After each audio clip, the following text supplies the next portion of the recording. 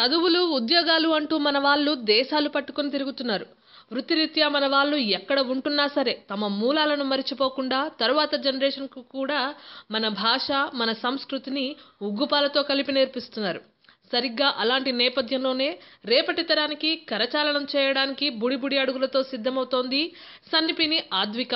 Washington, బాల్టిమోర్లో ఉంటున్న ఆ చిన్నారి పిట్ట కొంచెం కూతఘనం అన్నట్టుగా 5 ఏళ్ల పసిప్రాయంలోకి అడుగు పెడుతూనే అలవోకగా సరిగమల స్వరస్థానాలను స్వరపేటికలో ప్రతిష్ఠించుకుంటుంది. ఆద్విక ఒక్కసారి వింటే చాలు ఎంతటి కష్టమైన పాటలనైనా వాటి బాణీలను అవలీలగా వడిసిపడుతుంది. అమెరికాలో జరుగుతున్న ఎన్నో తెలుగు మహాసభలలో తన ప్రతిభను చాటుకుంది ఆద్విక.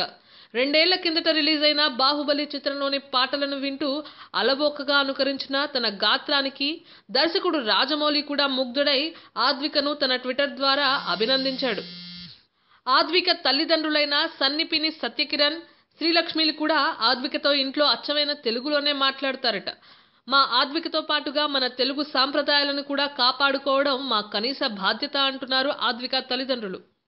5వ సంవత్సరంలోకి అడుగుపెడుతున్న ఆద్వికకు పుట్టినరోజు శుభాకాంక్షలు తెలియజేస్తూ ఈ పాప భవిష్యత్తులో మరెన్నో విజయాలు సాధించాలని కోరుకుంటోంది మా Tollywood latest news. Tollywood latest news. For more updates on anything happening in Tollywood, please like, share and subscribe to Tollywood latest.